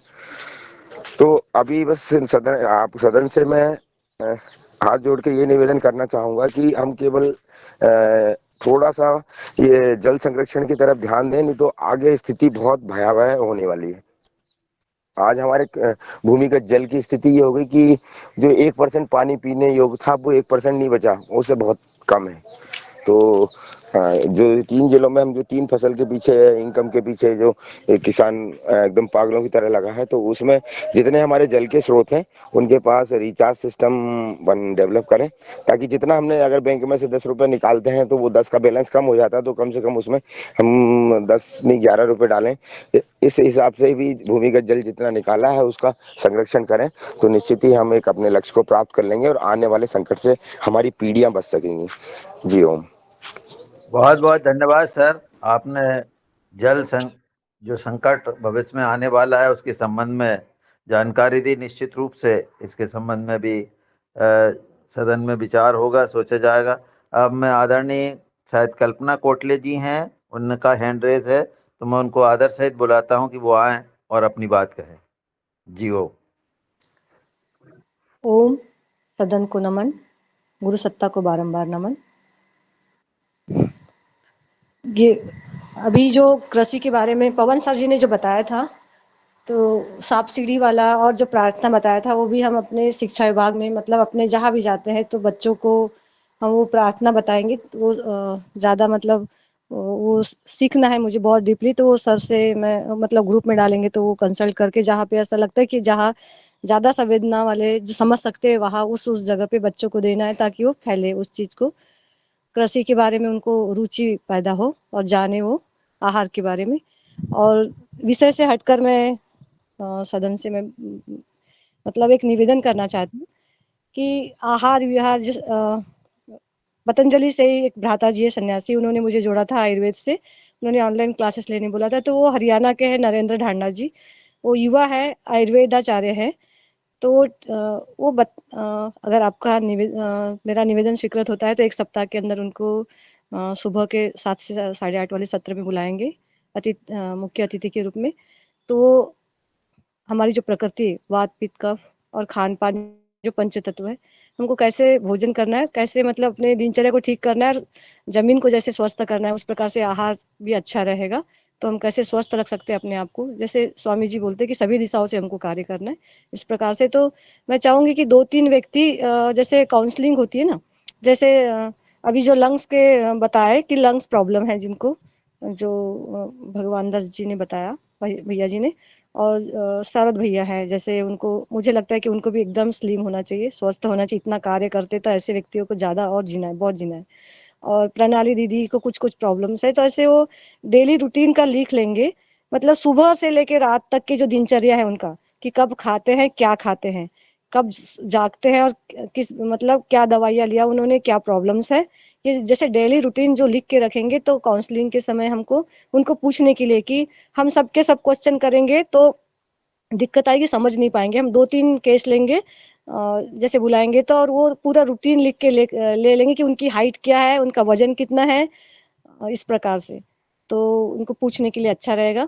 तो अगर निवेदन मेरा स्वीकृत होता है तो 1 सप्ताह के अंदर उनको हम अतिथि के रूप में आयुर्वेद के बारे में डीपली मतलब थोड़ा-सा बताएंगे, ताकि हम अपने खान-पान को ही ठीक करके हम बीमारियों से दूर हो सकते बहुत हैं। बहुत सुंदर मैडम। बहन जी, आपने जो कहा है, निश्चित रूप से हम अपने योगाहार कार्यक्रम में उन्हें मुख्य अतिथि के रूप में आप आमंत्रित करें। और ये तो खुला हुआ सत्र है, और हमने पिछले दिनों एक एक व्यक्ति को लगभग 5-5 दिन भी दिए हैं। तो यदि वो हमारे सदन को अच्छा लगता है और सदन के लिए उपयोगी होगा, तो हम उनको पूरे समय देंगे, और सदन का इससे लाभ हो, इससे बड़े और क्या बात हो सकती है कि हमारा स्वास्थ्य और मिट्टी का स्वास्थ्य सुधरे। यही तो हम लोगों का उद्देश्य है। जी ओम। मैं अब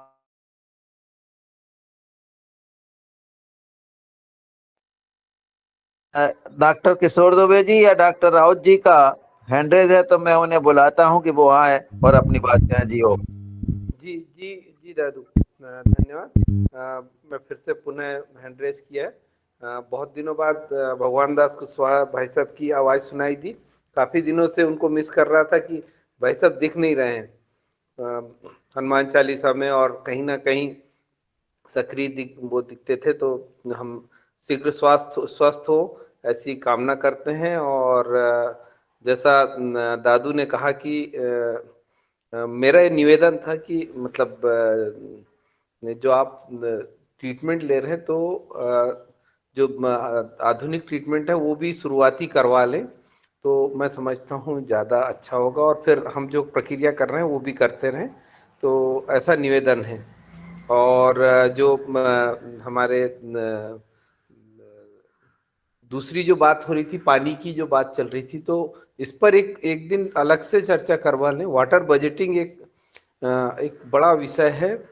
पानी कैसे उपयोग करें, पानी का किस तरह से उसकी वो होना चाहिए, तो ये बड़ी समस्या आने वाले समय में कई सारे वैज्ञानिकों ने मतलब इस पे कहा है कि पानी अगर इसको समय रहते अगर इस समस्या को नहीं समझा गया तो ये बड़ी विकराल समस्या के रूप में, और पूरे जो वो है हमारी जो प्रकृति और मानव सभ्यता, सभी पर, जो भी जीवन, जहाँ पर भी जीवन है, इस पर एक प्रश्न चिन्ह लग जाएगा। तो पानी कैसे उपयोग करें, और खेती में सबसे ज़्यादा पानी का उपयोग होता है जो हम ड्रिंकिंग वाटर की बात करें जो हमारे पास उपलब्ध है। तो इस पर भी एक बार सदन चर्चा करवा लें कि क्या इस पे होना चाहिए, किस तरह के वाटर बजटिंग का एक है कि पानी कितना आपके पास है और उस पानी को हम फिर किस तरह से उपयोग करें। तो यही मेरा निवेदन था। जी ओम।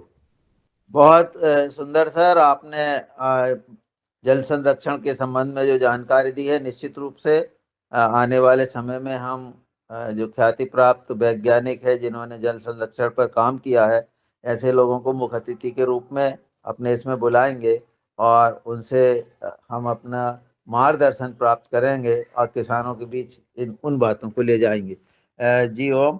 अब मैं आदरणीय मुन्नीलाल जी को आमंत्रित करता हूं कि वो आए और सदन में अपने विचार व्यक्त करें और साथ साथ आभार प्रकट भी करें। जी ओम।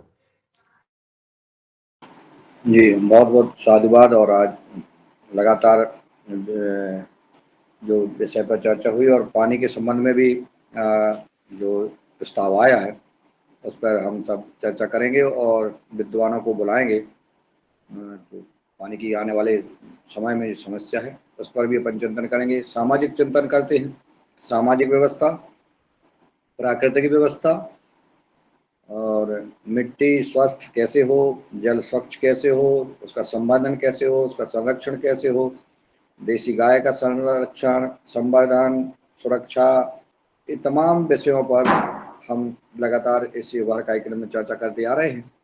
और आने वाले समय में हम इन बिंदुओं पर और चर्चा करेंगे। अब हम समापन की ओर चलते हैं। लगभग सभी भाई बहनों का संवाद हो गया है, अपने पर अनुभव शेयर कर लिए हैं। तो मैं आज इस कार्यक्रम में पुनः आदरणीय भगवान दास कुशवाहा जी, जो लगातार हम सब युवा के हर सदस्य की चिंता करते रहे हैं, हर सीजन में, हर विषय पर, और ईश्वर की कृपा से वो ठीक और शीघ्र स्वस्थ होंगे, मुझे पूर्ण विश्वास है। क्योंकि जो मैंने आज एक वीडियो डाला है कि जो हम कर्म करते हैं वो कई गुना मिलता है। आप लगातार समाज स्वस्थ कैसे हो इस पर चिंतन हमेशा करते रहे हैं, आपने हमेशा समाज को स्वस्थ किया है, उनकी मदद की है, तो आप पूर्ण स्वस्थ होंगे। हम सब युवहर परिवार की ओर से माँ नर्मदा जी से और ईश्वर से प्रार्थना करते हैं कि आप शीघ्र स्वस्थ हों। और एक बड़ी बात यह है कि आप किसी भी दिन एब्सेंट नहीं रहे हैं। आप इतने समस्या से और इतने, आप योग ग्राम में भी रहे हैं, परम पूज्य गुरुदेव के सानिध्य में रहे हैं, आपने योग किया है, आपने उपचार लिया है, लेकिन आप योगहर कार्यक्रम से प्रतिदिन जुड़ रहे हैं शुरू से लेके, और आज तक आप ने योगहर कार्यक्रम को नहीं छोड़ा है। इसलिए ऐसी विचारधारा, ऐसी सोच के लिए आपके लिए मैं पुनः निवेदन करता हूं कि आप सदा स्वस्थ होंगे ही, और हम सबको इसी प्रकार से स्वस्थ प्रसन्न और सदा स्वस्थ रहने की प्रार्थना के साथ आज हम इस कार्यक्रम को आगे ले जाते हैं आभार के लिए। तो मैं सबसे पहले आदरणीय अनिल राय जी जो गाजीपुर उत्तर प्रदेश से हैं, मैं उनका आभार ज्ञापित करता हूं। आदरणीय शशिकांत रावत जी का मैं आभार ज्ञापित करता हूं। आदरणीय शशिकांत तिवारी जी और आशा रावत जी और भगवान दास कुशवाहा जी की शीघ्र स्वस्थ होने की पूर्ण प्रार्थना के साथ आदरणीय बने सिंह जी, आदरणीय डॉक्टर रोशन लाल रावत जी, आदरणीय गणपत लाल अंजाना जी, आदरणीय कल्पना खोडले जी, आदरणीय कृष्ण कुमार जी, आदरणीय बहन मिथिलेश जी। आदरणीय मिथिलेश जी से निवेदन है कि भगवान दास जी से हम संवाद आप करें तो अच्छा रहेगा, अपने अनुभव शेयर करें। आदरणीय ओंकार नाथ जी, आदरणीय नाली मराठी बहन जी, आदरणीय राजश्री कुशवाहा जी, आदरणीय रामाधर जी, आदरणीय रमेश चंद्र मेहरा जी जो आज कुशल संचालन 2 दिन से कर रहे हैं, और आदरणीय रामकृष्ण रघुवंशी जी, आदरणीय श्रीकांत जी। और मैं श्रीकांत जी को उनके पुरुषार्थ को नमन करता हूँ, उनकी सोच को, उनकी ऊर्जा को नमन करता हूँ कि आप घुटने से आपका एक पैर नहीं है, इसके बावजूद भी आप सूर्य नमस्कार कर रहे हैं। दंड बैठ के मुकेश जी के साथ लगा रहे थे, हम लोग बैठे थे। तो ये आपकी ऊर्जा, आपका जिगर, आपका जो जज्बा है उसको मैं नमन करता हूँ। और जब से जुड़े हैं आप बिल्कुल प्रतिदिन मोबाइल वीडियो खोल करके आप योग प्राणायाम आसन व्यायाम कर रहे हैं।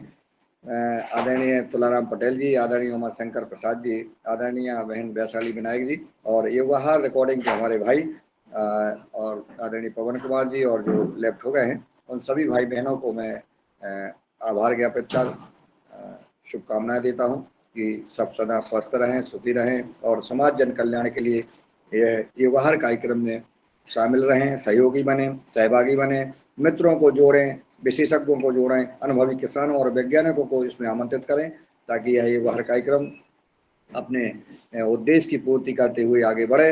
आगे हम योगाहार यात्रा कैसे करें, योगाहार यात्रा करने से उस क्षेत्र में जागरूकता आती है, इसलिए हमें इसका आयोजन कैसे करें, इस विषय पर भी हम सब अपने अपने सुझाव भी देते रहें। हमारा जो आदरणीय मेहरा जी ने बताया है कि हम ट्राइकोडर्मा वगैरह जो हम निर्माण कर रहे हैं उसका और विस्तार कैसे हो, क्योंकि हर किसान के खेत तक अगर हम जो है उपलब्ध करा सकें तो निश्चित है कि उसमें बदलाव आएगा। किसान रासायनिक छोड़ करके और प्राकृतिक जैविक खेती करना शुरू कर देगा, क्योंकि उसके पास उपलब्ध हो जाएगा। इस विचार अपन चर्चा करेंगे कि क्या हो सकता है एक साथ उसमें सहयोग करके योगाहार परिवार के आपस में शेयर के रूप में या जैसा भी हो एक बड़ा काम शुरू करें, ताकि नर्मदापुरम, पूरा जिला नर्मदापुरम के हर किसान तक हम अपना प्रोडक्ट वहां पहुंचा सकें। क्योंकि आने वाला समय अभी मूंग का समय है, इसमें भी हम कैसे बदलाव ला सकते हैं कि वहाँ जो क्रोजन वगैरह और जहर 3-3 4-4 बार डलता है उसको कम कैसे किया जा सकता है, इस पर बड़ी हमें चिंता करना है। तो आज की कार्यक्रम में यही विराम देते हैं, कल सुबह मिलेंगे नए सोच के साथ, नए विचारों के साथ। सबको सादर प्रणाम। ओम।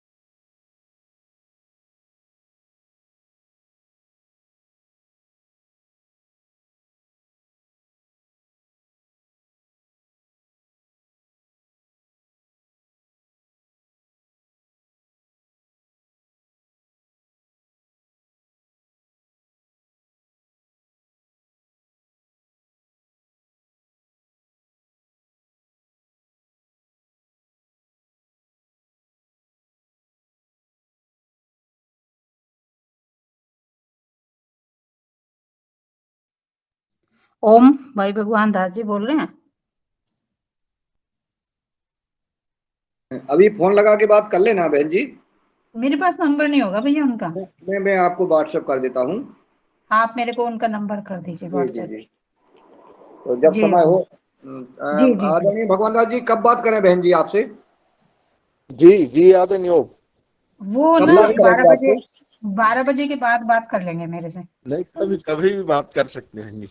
बताएं या तो अभी अभी कर कोई लो। कोई सुझाव हो हाँ तो अभी सुन लेता हूँ। जी जी जी। तो बड़ा दुख हुआ भैया, लेकिन आप ठीक हो जाओगे। देखो जैसे मैं बिल्कुल ठीक हूँ ना, और समाज जी सेवा के कार्य में लग गई हूँ, तो ऐसे ही जी आप भी बिल्कुल ठीक हो जाओगे। वैसे आपको समस्या क्या हो रही है अभी, जब आपको डायग्नोज नहीं हुआ होगा तब तक, तो आपको। समस्या समस्या कोई नहीं है बहन जी, कुछ नहीं। वो तो जांच कराई, सीटी स्कैन कराया नहीं, तो जांच भी तो तभी कराते हैं जब कुछ थोड़ा हमें एबनॉर्मलिटी लगती है। नहीं, कुछ नहीं लग रहा था, खांसी भरा रही थी तो खांसी डॉक्टर आ को रही है। दिखाया। हाँ, जी जी। तो तो उसने सीटी स्कैन के लिए बोला, फिर हम्म पेट सीटी कराई तो हम्म उसमें उन्होंने कहा कि आपको कीमो करवाना पड़ेगी। हम्म मैंने कीमो नहीं करवाई, मैं सीधा पतंजलि पूरी रिपोर्ट भेज के हम्म। और उधर से अनुमति लेके फिर उधर 17 दिन रहा अभी। तो 2 दिन अच्छा। पहले आया हूँ। हाँ, 2 दिन पहले आया।